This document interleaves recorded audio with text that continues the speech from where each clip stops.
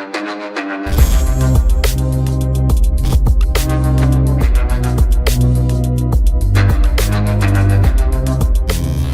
वालेकुम गाइस, कैसे हैं आप? उम्मीद करता हूँ कि आप सब खैरियत से होंगे, खुश होंगे और हमारी दुआ है कि आप हमेशा खुश रहें, हंसते और मुस्कुराते रहें। मेरा नाम है रहमान अनवर और मैं हूं मोहम्मद सुहेल। और मैं ज़फ़र इकबाल। और आज हम जिस वीडियो पर रिएक्ट करने जा रहे हैं, इस वीडियो का टाइटल है पॉपुलेशन एक्सप्लोरेशन इन पाकिस्तान। तो चलो सबसे पहले वीडियो देखते हैं। अगर वीडियो पसंद आए तो लाइक सब्सक्राइब ज़रूर कीजिएगा और कमेंट में हम नहीं रहा हज़ार ज़रूर कीजिएगा। तो चलो वीडियो करते हैं शुरू। तो हमें बताया जाता है कि हमारे सबसे बड़े दुश्मन जो हैं वो हमारे नेबर्स हैं। ये बताया जाता है कि शायद अमेरिका हमारा सबसे बड़ा दुश्मन है, साजिश कर रहा है हमारे खिलाफ। यहूदी सबसे बड़े दुश्मन है, लेकिन सबसे बड़े दुश्मन जो है ना वो हम खुद भी अपने आप के हैं, इस तरह से कि हमारा जो पॉपुलेशन ग्रोथ रेट है वो दिन ब दिन हमारी रियासत को कमज़ोर करने पर तुला हुआ है, क्योंकि रिसोर्सेज ख़त्म हो रहे हैं और हम इस रेट के ऊपर ग्रो कर रहे हैं जिसका अहाता ही नहीं हो सकता। एक वाक़या सुनाता हूँ आपको। विंस्टन चर्चिल, जो कि वज़ीर आज़म थे ब्रिटेन के सेकेंड वर्ल्ड वॉर में, जिन्होंने हिटलर को डिफ़ीट किया और डंकर्क से इंसानी तारीख का सबसे बड़ा rescue operation, maritime rescue operation किया, जिनको दुनिया भर में लोग हीरो कहते हैं, सर का खिताब मिला, हमारे वो विलन थे। जब हिंदुस्तान में बंगाल के अंदर 1943 में 1943 में फैमिन आया, कहत पड़ गया, खुराक ख़त्म हो गई, क्योंकि चर्चिल ने सारा अनाज अपनी फ़ौजों की तरफ भेज दिया और आम लोग बंगाल में मरना शुरू हो गए और 30 लाख लोग, 3 million people died in Bengal in 1943, one of the worst famines in the history of this world we live in today. तो जब उसको खबर मिली चर्चिल को कि आपकी पॉलिसी की वजह से इतनी कैद साली आई है, इतनी भूख आई है, तो उसने जवाब दिया कि I hate Indians, they are beastly people with a beastly religion, the famine was their own fault for breeding like rabbits. उसने कहा कि मुझे हिंदुस्तानियों से नफ़रत है और वो जानवरों की ज़िंदगी गुजारते हैं और खरगोशों की स्पीड से बच्चे पैदा करते हैं, इसीलिए भूख से मरते हैं। वो आजकल तो लोग कहते हैं पैट्रियोटिज़म ये होता है कि स्टेट जो भी कर रही है उस पर आंखें बंद करके ईमान ले आओ और उसके दुश्मनों को अपना दुश्मन मान लो और उस पर तनकीद ना करो, तो फिर आप पैट्रियोटिक हैं। लेकिन हमारा पैट्रियोटिज़म कुछ मुख्तलिफ था। हम तनकीद करते थे इस्लाह के लिए, ताकि यहाँ हालात बेहतर हो जाएं, लेकिन आज ऐसे लोगों को गद्दार कहते हैं। खैर, तो हम पैट्रियोटिज़म के वो जज्बात उसको मद्देनज़र रखते हुए चर्चिल से नफ़रत करते थे। कॉलेज की टाइम की अगर बात करें तो एक रेस्टोरेंट में गया मैं, वहाँ उसकी तस्वीर लगी हुई थी और मैंने कहा मैनेजर को बुलाकर कि इसकी तस्वीर जो आपने लगाई हुई है ये बंगाल के अंदर 30 लाख लोगों का कातिल है, तो इसको यहाँ से उतारिए। लेकिन लाहौर के उस रेस्टोरेंट में आज तक वो तस्वीर वहीं लगी हुई है। उसका नाम नहीं बता रहा मैं, अभी बिज़नेस ख़राब हो जाएगा उनका क्योंकि उनको अवेयरनेस नहीं है, ज़ाहिरी बात है। और वैसे भी हिंदुस्तान की तारीख़ को वो अपनी तारीख़ नहीं समझते, लेकिन हम ऐसे नहीं हैं, ठीक है। तो बात करने का मकसद ये है कि आज के दौर में चर्चिल का ये कहना कि ये खरगोशों की तरह बच्चे पैदा करते हैं, इसको पाकिस्तानी सच साबित करने पे तुले हुए हैं। Because population growth rate alarming है और वो बिल्कुल नहीं सोचते कि इसके इम्प्लिकेशन क्या होंगे। तो आज ज़रा बात करते हैं इस पॉपुलेशन ग्रोथ रेट की, जिसको उम्मत को बढ़ाना हम लोग कहते हैं, और इसके जो असरात, जो खमियाजा हमें भुगतना पड़ रहा है, जो प्राइस है इसकी, ज़रा उसको डिस्कस करते हैं। तो पहली बात तो यह है कि पाकिस्तान दुनिया का 5वां सबसे पॉपुलस कंट्री है, यानी कि आबादी के तनासुब से 5वां सबसे बड़ा मुल्क दुनिया का। और अगर हम बात करें ग्लोबल फर्टिलिटी रेट की, यानी कि दुनिया भर की जो एवरेज है बच्चे पैदा करने की पर मदर, वो है 2.5 बर्थ्स पर मदर, यानी कि ऑन एवरेज दुनिया भर में एक माँ 2.5 बच्चों की तादाद से, यानी कि इस एवरेज से बच्चे पैदा करती है। लेकिन पाकिस्तान के अंदर ये एवरेज 3.5 है। तो हम ग्लोबल एवरेज से ऑलमोस्ट डबल पे खड़े हुए हैं, कम पर नहीं खड़े हुए। इसका ज़रा कंपैरिजन करते हैं अपने नेबरिंग कंट्रीज से। हिंदुस्तान के अंदर जहाँ पर आबादी बहुत ज़्यादा, दुनिया के पॉपुलस तरीन कंट्रीज़ में से टॉप 3 में आता है, वहाँ पर पॉपुलेशन ग्रोथ रेट को उन्होंने बहुत ड्रामेटिकली कम किया है, 2.2 पर लेकर आए हैं उसको। वो पाकिस्तान का ग्रोथ रेट इससे 1.3 ज़्यादा है, ऑलमोस्ट डबल है हिंदुस्तान से। आगे चलें, अफ़गानिस्तान वाहिद मुल्क है जिसका इस रीजन में पाकिस्तान से ज़्यादा ग्रोथ रेट है, 4.32। इसीलिए आप उनकी इकॉनमी का हाल देखिए और वहाँ पर हालात क्या हो रहे हैं। बांग्लादेश, जिसने रिसेंटली इतनी सक्सेस हासिल की है कि वो इस रीजन की सबसे बड़ी इकॉनमीज़ में से एक बनता जा रहा है, और उसकी करेंसी, जिसको आप टका कह के मजाक उड़ाते थे, वो आज आपसे महंगा हो चुका है। वहाँ पर ग्रोथ रेट 2.3% है, पाकिस्तान से तकरीबन 30% कम, ठीक है, जो कि 1971 में आपसे अलहदा हुए थे। तो इस ग्रोथ रेट के लिहाज से हम हर साल पाकिस्तान में 5.3 मिलियन पीपल, 53 लाख लोगों का इजाफा कर रहे हैं पाकिस्तान की आबादी में, जो कि नॉर्वे की कुल आबादी है। तो पाकिस्तान में हर साल एक नया नॉर्वे बनता है, हर साल इतने बच्चे पैदा करते हैं हम लोग। और इस रेट के लिहाज से, एक रिसर्च के लिहाज से 2030 तक हमारी पॉपुलेशन 26 करोड़ हो जाएगी, जो अभी 22-23 करोड़ पर खड़ी हुई है। इसका मतलब ये है कि अगले 8 सालों में तकरीबन 7 से 8 करोड़ लोगों का इजाफा करेंगे अपनी पॉपुलेशन के अंदर। तो आप हिसाब लगाइए कि एक ऐसी इकॉनमी जो दिन ब दिन क्रैश कर रही है, हर कोई बात ये कर रहा है कि बैंकरप्ट होने जा रहे हैं, श्रीलंका बनने जा रहा है और कर्जे बढ़ते जा रहे हैं, डॉलर 194 पे पहुंच चुका है एज आई स्पीक टुडे। और इसके अलावा ये है कि रुपए की कदर दिन ब दिन गिर रही है, स्टॉक मार्केट्स क्रैश हो रही हैं, रिसोर्सेज नहीं है आपके पास, और आपकी एक चीज़ वो बिल्कुल अनमूव्ड है, बढ़ा रहे हैं अपनी आबादी को, इसके अलावा कुछ नहीं बढ़ा रहे यहाँ पे।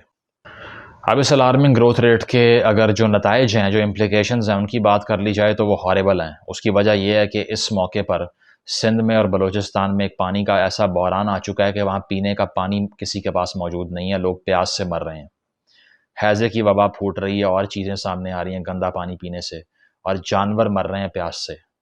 अभी सिंध ने रिसेंटली क्लेम किया है कि हमारा पानी चोरी किया जा रहा है विफाक की तरफ से। बलूचिस्तान में वैसे एक कहत की सूरत हाल बर्पा की हुई है, गवादर में भी पानी नहीं है, साउथ पंजाब में पानी का बहरान है, और आप तेज़ी से इसी ग्रोथ रेट पे बच्चे पैदा कर रहे हैं जिनकी प्यास बुझाने के भी रियासत के पास इंतजामात नहीं है, क्योंकि जो दरिया हैं वो खुश्क होते जा रहे हैं। ग्लोबल वार्मिंग इतना बुरा हशर कर रही है इस खित्ते का कि जो हिमालयाज़ के जो ग्लेशियर्स हैं उनके पिघलने की जो रेट है वो अनप्रेसिडेंटेड हो चुकी है। आपके पास एनवायरनमेंट कंट्रोल करने का और रिसोर्सेज पैदा करने का कोई प्लान नहीं है। प्लान सिर्फ एक है कि बच्चे रोशनी की रफ्तार से पैदा करी जाओ, ठीक है। और दूसरी चीज़ कि यहाँ पर एक ज़रई मुल्क, इसको एग्रेरियन इकॉनमी कहते हैं, पाकिस्तान ने हमेशा एग्रीकल्चर पे रिलाई किया है। 27 मिलियन टन वीट पैदा करता है, गंदम पैदा करता है पाकिस्तान हर साल। दुनिया का सबसे बड़ा प्रोड्यूसर्स में से एक प्रोड्यूसर था पिछले सालों में। उसके बावजूद आपको 3 मिलियन टन, 30 लाख टन गंदम इस मौके के ऊपर इंपोर्ट करनी पड़ रही है। एक टाइम पर आप एक्सपोर्टर थे गंदम के, अब आपको बाहर से मंगवानी पड़ रही है। यूक्रेन से मंगवाई थी रिसेंटली हमने। क्या वजह है इसकी? कोई बात करता है इस पर? हर कोई ये कहता है कि ये मिसमैनेजमेंट है, ये हो गया, वो हो गया। कोई पॉपुलेशन का नाम ही नहीं लेता कि आपका रेट ऑफ ग्रोथ भाई दुनिया में सबसे ज़्यादा कंट्रीज़ में से एक है, इसीलिए आप हर साल इतना बच्चा पैदा कर रहे हैं कि गंदम पूरी नहीं पड़ रही। अगर मैं घर में 20 किलो आटा एक महीने का लेकर आता हूँ और बच्चे हर साल मैं एक बच्चा पैदा करी जा रहा हूँ, तो वो 20 किलो आटा 5 साल में कम पड़ना शुरू हो जाएगा। ये मैं नहीं सोच रहा, लेकिन बाकी इंतज़ाम मुझे करने आते हैं। तो अब बात करते हैं वजूहात की कि पॉपुलेशन ग्रोथ के इतनी स्पीड से बढ़ने की वजूहात क्या हैं। तो पहली वजह पहले आप देख लीजिए, फिर बात करते हैं इस पे। लेकिन ये ग्राउंड रियलिटी है कि अगर आप सियासी सतह पे बरतरी चाहते हो, आपको औलाद ज्यादा पैदा करनी पड़ेगी। जिस कौम की आबादी बढ़ती है, जहां जमहूरी निजाम होगा, सियासी लिहाज से वो गालिब आती है। तो मुसलमानों की किसी कौम का ग्रोथ रेशो बढ़ने से इस्लाम का ग्रोथ रेशो बढ़ेगा। यूरोप के बहुत सारे कंट्रीज में उनकी अपने माहिरीन कह रहे हैं 2050 में बगैर तबलीग के भी इस्लाम दुनिया का सबसे बड़ा मजहब होगा। इसलिए कि यूरोप में मुसलमान के 4, 6, 8, 10 बच्चे हो रहे हैं और गोरे का बमुश्किल। आप ये कैसी बात है, आप अपनी नस्ल रोक के अपने आप को खत्म कर रहे हो यार। दुनिया में इससे बड़ा बेवकूफ दुनिया में कोई है? तो जनाब फरमाते हैं कि दुनिया भर में हमारा निज़ाम गालिब आ जाएगा, हमारी ज़ुबान गालिब आ जाएगी और हम कुफ़ार से भी जीत जाएंगे अगर बच्चे ज़्यादा पैदा कर लेंगे तो। क्योंकि अगर आप बच्चे ज़्यादा पैदा करें तो पॉलिटिकल सिस्टम के तहत डेमोक्रेसी में आपका नंबर बढ़ जाता है और आप बाकी पॉपुलेशंस को पीछे छोड़ के ऊपर आ जाते हैं। ये लॉजिक है। यहाँ पर पाकिस्तान में जो कंजर्वेटिव लोग हैं उनकी फैमिलीज़ में ग्रोथ रेट इतने ज़्यादा हैं क्योंकि वो समझते हैं ये हमारा फ़र्ज़ है, हालांकि इसका कोई ताल्लुक़ नहीं है। ये किसी के ऊपर ये फ़र्ज़ नहीं किया गया कि वो बच्चों की लाइन लगा दे और उसी से उसको सवाब मिले, उसके अलावा ना मिले। ये किसी ने नहीं कहा कि आप अपने ही कौम को गुर्बत के अंदर धकेलें और बच्चों को मारें भूख से, बच्चों की लाइनें लगाकर, सिर्फ इसलिए कि आप चाहते हैं कि हमारा नंबर दुनिया में बढ़ जाए। किसने आपको कहा कि क्वांटिटी जो है वो क्वालिटी से बड़ी होती है?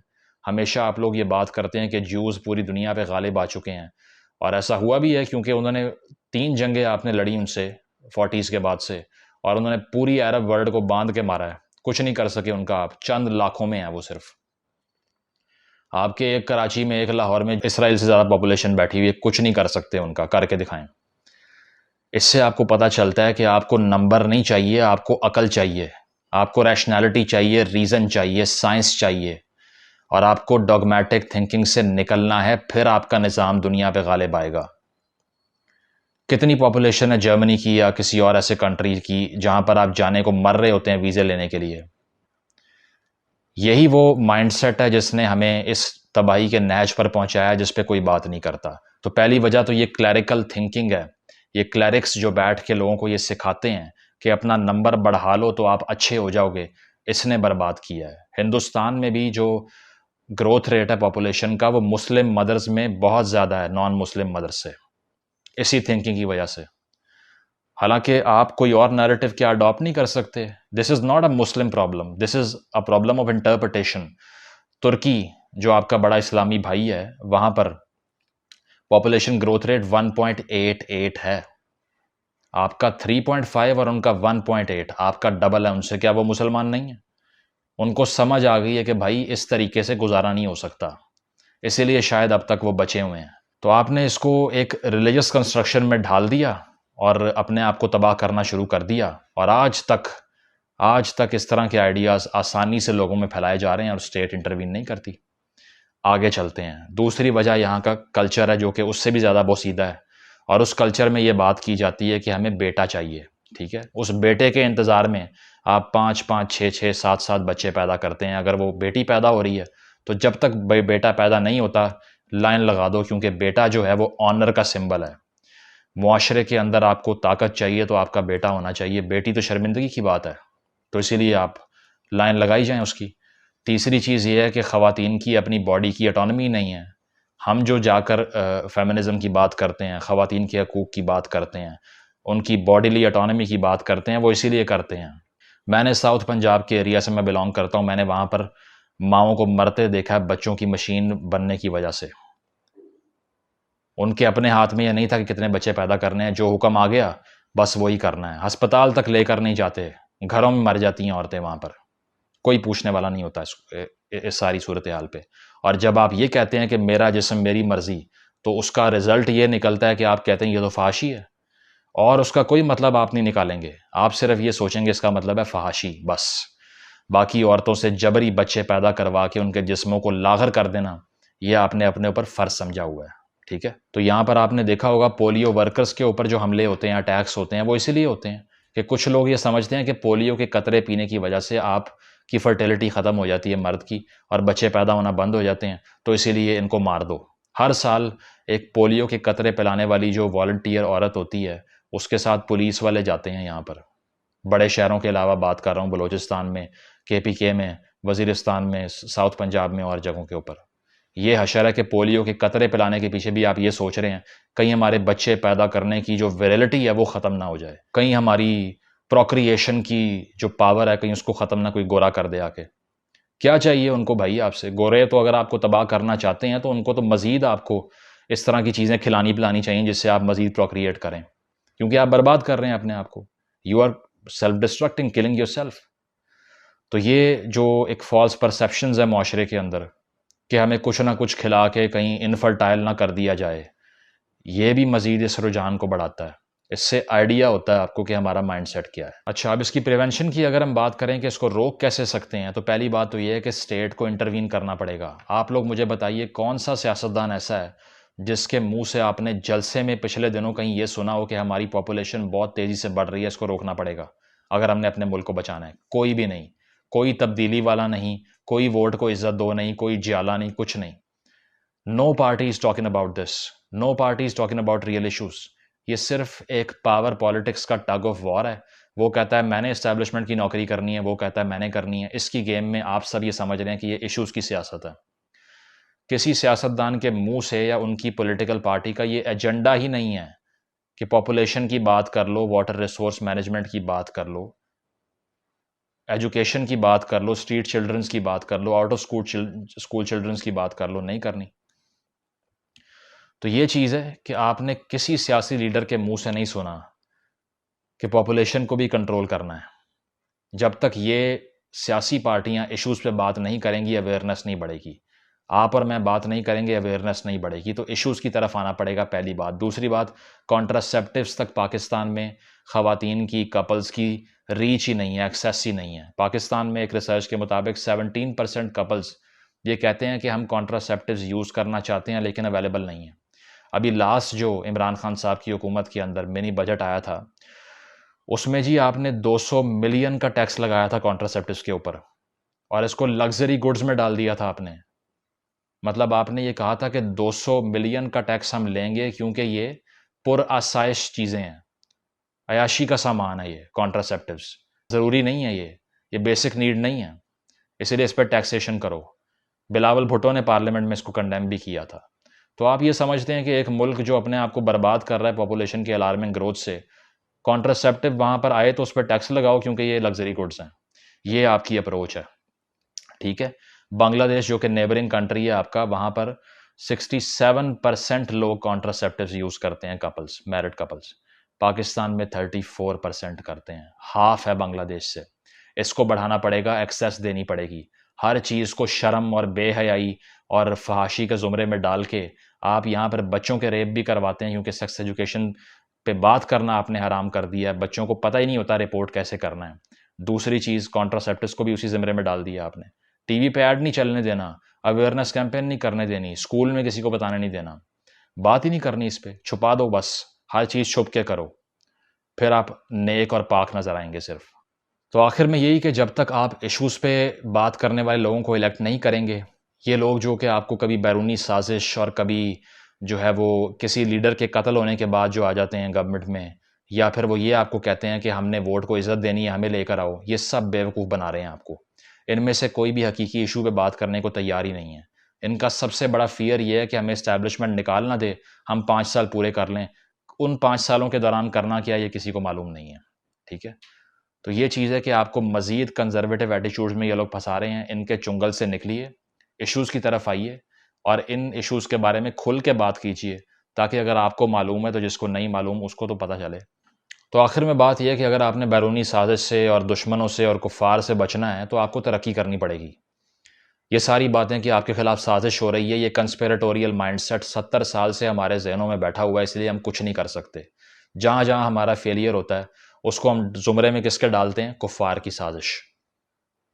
हमेशा किसी और को ब्लेम करो और ख़ुद रिस्पॉन्सिबिलिटी मत लो। तो रिस्पॉन्सिबिलिटी लेनी पड़ेगी कि ये हमारी जहालत है कि अब तक हम एक बेटे के इंतज़ार में 7-8 बच्चे पैदा करते हैं।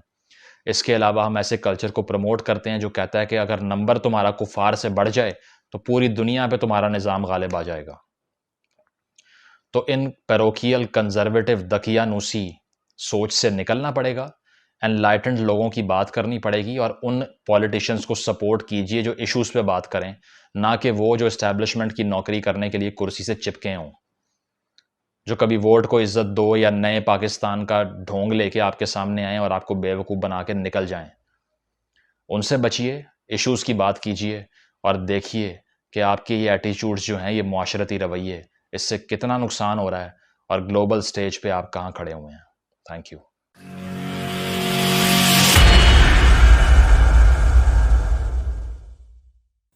हाँ जी गैस, तो जैसा कि आप वीडियो देख रहे थे तो हमारे भाई मुजम्मिल एक्सप्लेन कर रहे थे हमें, एक बहुत ही सीरियस इशू है अगर देखा जाए तो लेकिन यहाँ पर समझाने का उनका फ़ायदा तो नहीं भाई, क्योंकि यहाँ पर ये चीज़ रुकने वाली नहीं। जो चीज़ें उन्होंने बताई हैं ना, कि जो भी उन्होंने एक्सप्लेन किया, लेकिन यहाँ पर कोई रुकने वाला नहीं, ना इसको कोई तरजीह देता है इस चीज़ को, ना इस पर कोई बोलता है या इससे क्या हमारे ऊपर इम्पैक्ट हो रहे हैं या क्या इसका हमें नुकसान है। कोई भी इस पर बात नहीं करता, क्या हो रहा है क्या नहीं, सब जैसे चल रहा है बस वैसे के वैसे ही चलता जा रहा है। काफ़ी इस पर हर एक बंदा यही बोलता है, क्योंकि सिर्फ यहाँ पर नहीं, ऊपर दूसरी कंट्री में यही लोग बोलते हैं कि भाई कुछ लिमिट रखनी चाहिए, लेकिन कोई भाई लिमिट नहीं है। ये है कि भाई इंडिया में सही है, वहाँ पर भाई उन्होंने लिमिट ही रखी हुई है, ज़्यादा से ज़्यादा 2 बच्चे या 3, बस इससे ज़्यादा 2 हैं, इससे ज़्यादा नहीं है वहाँ पर। कुछ कहीं होंगे ज़्यादा, लेकिन 2 ही तो हैं। भाई मेरे इधर का थोड़ा सा ना निज़ाम डिफरेंट है, लोग इस पर बात नहीं करते। अगर कोई बात कर भी लेता है तो उसको पता नहीं किस नज़र से देखा जाता है। माशरा शायद उसको बोलता है कि ये कोई है ही ऊपर ऊपर एलियन है, ये बंदा बुंदा नहीं है अगर कोई ऐसी बात कर दे, क्योंकि इतना सेंस ही नहीं है समझने का। वो तो ये बोलता है कि ये जालिम है, ये ऐसे कर रहा है। अब इधर पाकिस्तान में शादियाँ धड़ाधड़ होती जा रही हैं, कोई पूछने वाला नहीं है। फिर एक कपल के पास 4 4 बच्चे 5 5 तो होते ही हैं। तो जाहिर बात है फिर भाई इतनी फीसद तो बढ़नी है ना आबादी की। मौलवी साहब शादियाँ तो नहीं रोक सकते, खैर शादियाँ तो होनी है, लेकिन रोकना है बच्चे पैदा करने के लिए। लेकिन पैदा करने के लिए भी नहीं रोकना, थोड़ा ही पैदा करनी चाहिए। तो दूसरी बात जिस तरह वो बता रहे हैं मौलवी कि साहब नहीं, वो तो मौलवी साहब भी ऐसे ही हैं बस। असल में इधर सबसे ज़्यादा जो बच्चे हैं वो हैं भी मौलवियों के पास ही, उनको काम तो कोई और होता नहीं है बस, तो इस चीज़ में लगे रहते हैं। तो बाकी दूसरी बात ये है कि पॉपुलेशन के लिहाज से अगर जिस तरह मुज़म्मिल साहब बात कर रहे हैं कि जलसों में या इस तरह का कोई एजेंडा होना चाहिए, बिल्कुल होना चाहिए। लेकिन ये है कि यहाँ पे अगर वो ओपनली इस तरह की बात कोई भी अगर सियासतदान कर देगा ना अपने जलसे में, तो उसका एंड ही है। क्योंकि यहाँ पे जिस तरह वो बता रहे हैं कि अगर वो पोलियो वर्कर वाला सिस्टम है, तो उसमें भी ये चीज़ जो है ना, इधर तो खैर लोग थोड़ा बहुत समझते हैं, तो वो बलूचिस्तान वाली साइड या केपी के नॉर्थ वज़ीरिस्तान वाली साइड पे जो है ना, वो वहाँ पे सिक्योरिटी साथ जो है ना वो भेजते हैं। वो इसलिए भेजते हैं कि वहाँ के लोग ये समझते हैं कि ये हमें जो है ना वो बच्चे पैदा करने वाला सिस्टम जो है ना वो हमारा ख़राब कर रहे हैं। ठीक है, तो इस लिहाज से जो है ना उनको थोड़ा बहुत थ्रेट्स होते हैं, और बहुत सारे वर्कर्स की जो है ना वो डेथ भी हुई है। और अगर ओपनली ये अगर जलसे में करेंगे तो वो मतलब उन यही इनको समझा जाए कि ये किसी गोरे के जो है ना वो, क्योंकि आजकल किसी हमारे यहूदी की हाँ साजिश यहूदी की साजिश जो है ना वो बहुत ज़्यादा। उसकी रीज़न्स क्या है? उसकी रीज़न ये भी है कि लास्ट अब जिस तरह कोरोना इशू बहुत ज़्यादा रूज पे था, तो वैक्सीन जो है ना जिस तरह उन्होंने घर घर में जो है ना वो एक लगाने की एक कंपेन शुरू की हुकूमत ने, तो बहुत सारे लोग जो है ना वो इस वजह से नहीं लगा रहे थे कि ये जो है ना वो हम 2 साल बाद एक तो मर जाएंगे, ठीक है, और उसके अलावा जो है ना वो अगर हम मरते नहीं तो हम जो है ना वो हमारा वो सिस्टम जो है ना वो ये ख़राब हो जाएगा। ख़ासकर मर्द हज़रात जो है ना वो इस चीज़ से बहुत ज़्यादा कतरा रहे थे कि हमें जो है ना वो हम बच्चे नहीं पैदा कर सकेंगे। ये वो यहूदियों की या ज़्यादा जो है ना वो यहूदियों के नाम लेते हैं कि ये यहूदियों की साजिश है कि हम जो है ना वो इस तरह हमारे जो है ना वो हम मुसलमान, जिस तरह मौलाना साहब बता रहे हैं कि वो मुसलमान कम हो जाएंगे, ख़त्म हो जाएंगे, तो इसलिए जो है ना वो वैक्सीन लगाने से जो है ना वो भी लोग डर रहे थे। और अभी भी कई लोग ऐसे हैं जो अभी तक जिन्होंने जो है ना वो लगवाई भी नहीं है इसी डर से। नहीं, कुछ ने तो लगवाई भी कार्ड नहीं है। बनवा अगर लिए थे। कुछ पूछते हैं ना तो यही बोलते हैं मैंने लगवा लिया। हाँ तो बस आगे वो सारी अपना बात है, कोई काम निज़ाम नहीं है ना प्रॉपर जज करने वाला। कोई इन्होंने कौन सा कहीं किसी आउट ऑफ कंट्री जाना होता है या किसी आउट ऑफ सिटी या किसी आउट ऑफ सिटी अगर हम जाते हैं, तो कौन सा वहाँ पे जो है ना वो जो है ना वो जिस तरह बस अड्डे हैं या बाकी वहाँ पे ट्रांसपोर्ट सिस्टम है, वहाँ पे कौन सा चेक एंड बैलेंस है, कोई इस तरह का सिस्टम नहीं है। लेकिन इस वजह से जो है ना वो हर बंदा, खासकर जो है ना इधर बहुत सारे लोग, अगर कार्ड की बात करें कि जो मेन जहाँ पे को कार्ड चेकिंग है कि आपने लगवाई होगी, तो वो जाली बना बना के लोगों को दे रहे हैं। इधर गांव में जो है ना वो आए हुए थे, उन्होंने बना बना के दिए, जस्ट आईडी कार्ड का नंबर लेते थे, कार्ड बना के दे दे, क्योंकि उनका आगे से कोई कमीशन वगैरह का इशू था। तो इस लिहाज से जो है ना वो नहीं लगा सकते। तो बाकी जो है ना इसमें कोई शक नहीं है कि एक तो हम 5वें नंबर पे आ गए पॉपुलेशन। असल में हम कंपेयर करते हैं चाइना इंडिया के साथ कि उसकी इतनी आबादी, उसकी इतनी आबादी, लेकिन ये नहीं देखे कि वो एरिया वाइज कितनी है। वहाँ पे एरिया भी तो बहुत ज़्यादा है, वो मुल्क भी तो बड़ा है ना, रिसोर्स भी उनके हाँ, पास और हो। उनके पास जो है ना वो रिसोर्स से भी है। और दूसरी बात ये है कि वो बिल्कुल सही बात कर रहे हैं कि वहाँ पे भी अगर 2.2% जो है ना वो ग्रोथ रेट है, तो उसमें भी जो है ना वो ज़्यादा किरदार जो है ना वो मुस्लिम जो जो वहाँ पे लोग रहते हैं उनका है। क्योंकि पता नहीं क्यों जिस तरह मुल्ला साहब जो है ना वो बता रहे थे कि बस बच्चे पैदा करो। हाँ आप बस इतने काफरों पर गालिब आ जाएंगे, हाँ, आप इतनी बस जंगें लड़ेंगे। अब ये नहीं होता कि इसराइल छोटा सा है और इतनी हमारी लाहौर मुल्तान की आबादी होगी जितनी उनकी है, ऐसे तो अभी हाँ तक इन्होंने क्या किया? ऐसे उल्टा माइंड लेकर फिरते जाएं, हम ऐसा कर देंगे।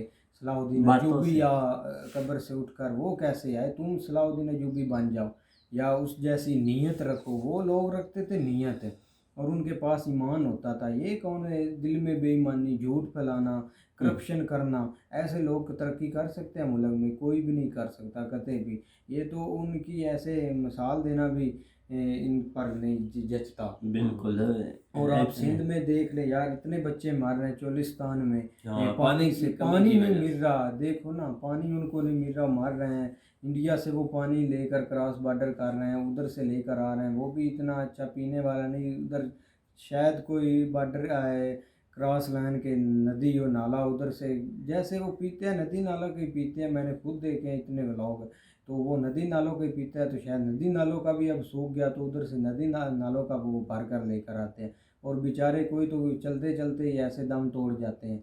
और कल हमारे हीरो साहब शायद अफरीदी ने तो ऐलान किया कि मैं बलूचिस्तान ऐसे करूँगा अपनी जो भी उसकी है, एक वर्कर उसने रखे हुए हैं इस काम के लिए। शायद वो गए हों, लेकिन वो इतना प्रोवाइड नहीं कर सकता।